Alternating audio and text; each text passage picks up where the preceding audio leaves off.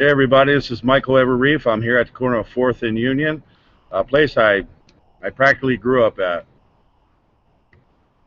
And I just been walking around town visiting some of my old haunts, and I remember the days when I was a child and I was a dock worker. I ran up and down the streets for the bus company, just keeping an eye on the place for them. And then I wound up, there was a stage over there, a little house built on it, and I was up there performing. And one year Beyonce was there. And I did a little dance for them after all the years. They said, sir, you're a little tired right now. Let us handle that. And I got to watch the show a little bit for a little while. But when I was younger, before that, though, I was a musician here in Seattle while I was working the docks. And they used to have town halls, abandoned warehouses and stuff. And the town used to dress up like punk rockers and come in there. And that's how they was looking for musicians. And you get up there and you just start playing. And then the crowd start closing in. Well, they had a computer system set up, and I got like 30,000 hits for one song I was doing after about 2 or 3 hours. And they said that was enough.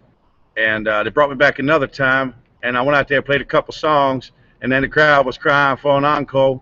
And the Dead Kennedys showed up, and they said, sir, they'll be taking over from here. And we went on down the road. And then I worked Seattle Police for a while, domestic violence. I was a counselor on the job, and the cameras was there one day. And while I was responding to a call counseling, mom and dad was having a fight. And they all closed in with the look. Mom and dad looked like they couldn't wait to get that gun away from me because they wanted to tickle me. And, well, I'm pretty sure that's what happened, so no hard feelings on my end. But they basically carried me away, you know what I mean? Living a life. And then as a sheriff, I was a little young man. And then down by the Bell Harbor there, I was the sheriff that delivered the warrant for the property to tell the people that were present. It was during election time that they had to go out to the county. And they was like, you sons of bitches. And almost turned a gunfire right in the middle of the street. And, well, the suit was a little big on me, so that's what that is all about. And then played some more rock and roll concerts and venues. When the stadium was up for sale, we came in, me and a whole bunch of people I grew up with on the road, like Motley Crue and Guns N' Roses and Skid Row, Metallica, a whole bunch more of them, Meatloaf and Fleetwood Mac. We was all up in here rocking out, and we got a new stadium around here. They said the ceiling was too low on the old stadium, and a real popular baseball player, he hit a home run, but it hit the ceiling. And I was always wondering who that guy was, huh? You never know. Anyway, I've been walking around. I like to legalize marijuana. I do here in Colorado. That's my other home. When I wasn't here, I was there, and Pennsylvania too, and a couple other places, Texas, and Florida, and California, and up in the Great Lakes. I travel around there a lot on ice boat and stuff. My dad was into that stuff. And he's a German, so German like Italian looking guy, more German looking though, more Irish looking, more drier looking, his skin and all, kind of dusty looking a little bit. And anyway, I was a sheriff back then, then I was a magistrate judge up at the U.S. Courthouse of Appeals out here. My Juris Doctor, because some other people's holding out, but they said they was able to do that for me, because the Juris Doctor was co-authored by Washington State, these parts around here, Puget Sound area where I went to school. And I was a little punk rocker and a heavy metal. I was up there, and they said I could have possibly invented headbanging, heavy metal headbanging, because I was up there. I was about 9, 10 years old, around 1980. And I was up there, and there was one when I was always dancing. I was just coming up out of a spell. And I was dancing up on stage down there, and I was moving my head back. Well, I had really long hair, like, slightly brain damaged, I guess. And it caught on. Some guys came out with their musical instruments. Now, we ain't scared neither, Mike, like that. And they came up there and they started setting up the instruments and started playing too. And we was having a lot of fun. And they said they're probably going to ship us all out to another country or something, and for all this. But we all just started rocking, playing. We were mostly the clean-cut, long-hair guys and stuff, mostly. And then they locked me in a cage underneath the stairs over there by the public storage company for a little while, because I didn't want to sleep. They said all I did was stay up. They had to start giving me drugs to, kind of like a Pink Floyd story, I guess, because the sedatives wouldn't work and shit. and I just get up and start playing my instrument. It was like a thing we're doing, band camp. We called it band camp.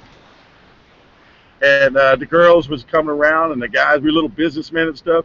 We're managing our money and our fortunes and stuff. I mean, that's what we did here. I rode around with a news van in Seattle too, in King County for a while. But I've been to some other cities and I've done that too. So it's been a lot of fun. So, and then over in foreign countries, I'm like the newspaper reporter. I guess I'm the editor. I was thinking about getting a lantern and a raincoat. What do you think? Am I the lantern raincoat type? I used to have a lantern and a raincoat a long time ago. Let's see. What do you think? Can you see me holding a lantern? Hey, hey, hey, hey! Oh, hell's bells!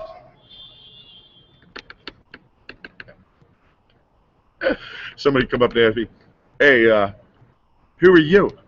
I'm going to go, I'm the commissioner. Who are you?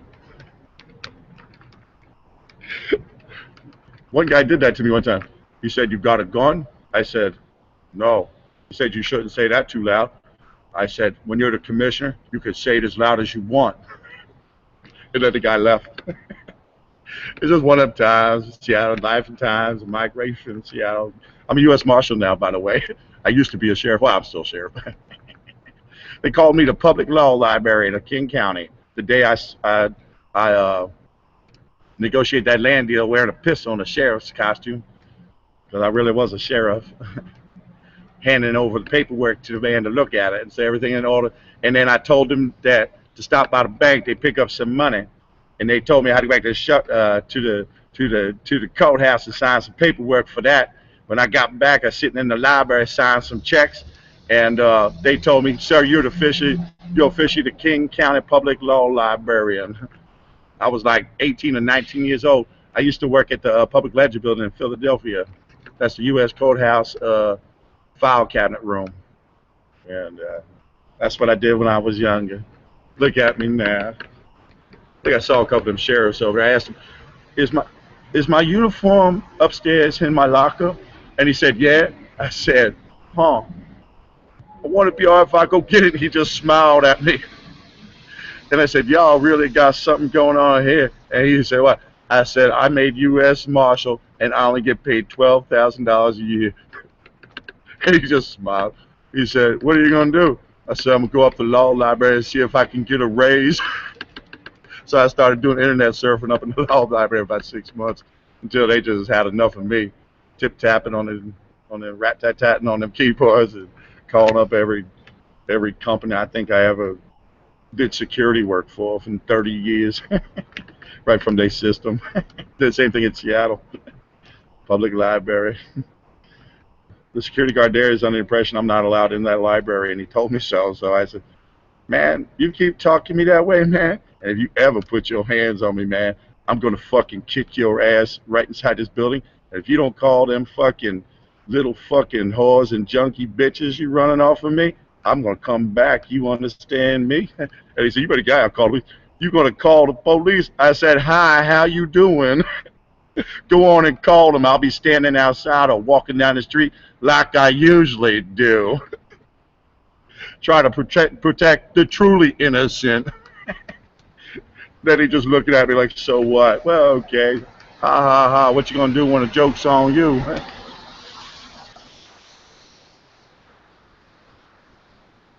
By my survey of the system over there, they were going broke. They ain't so broke anymore, is they? Since I've been here since last May, working the assistant home tie system all over the county and the other cities in the county. Actually be able to have some people pick up some trash. I set an example like they told me to down at the docks when I first started working here as a little kid. I picked up a few pieces of trash and threw it in your trash can. And I'm on Social Security. And I'm happy to. One of these days I'm going to find me a woman. I'm going to find me a place to live. Indoors. Hopefully between her legs for a while. You think you could handle this? Well, then you give me a call. Remember.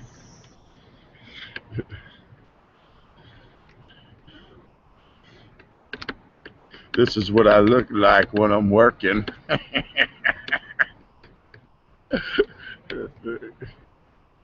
Is that a scary picture? Like when I look up, like, must be warm in there. When I look up at a security camera, like, must be warm in there. Fuck yeah, it's cool. Somebody got to be the marshal of the town watching. Oh, watcher of the night. Oh, what was that? For whom the bell tolls, time marches on. For whom the bell tolls, time marches on.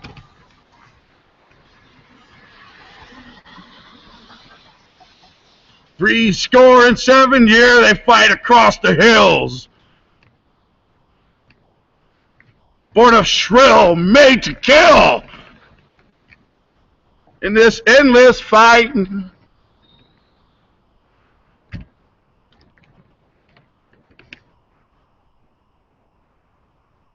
For whom the bell tolls, time marches on! Okay, Mike. Oh yeah, that's my name, Mike.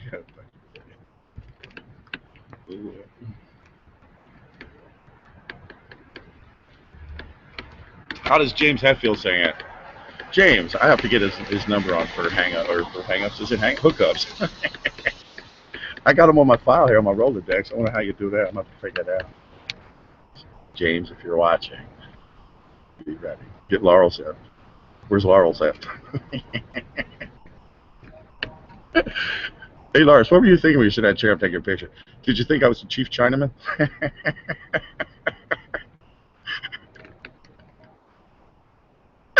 Especially when he handed me that camera and said, take a picture of Lars, Mike.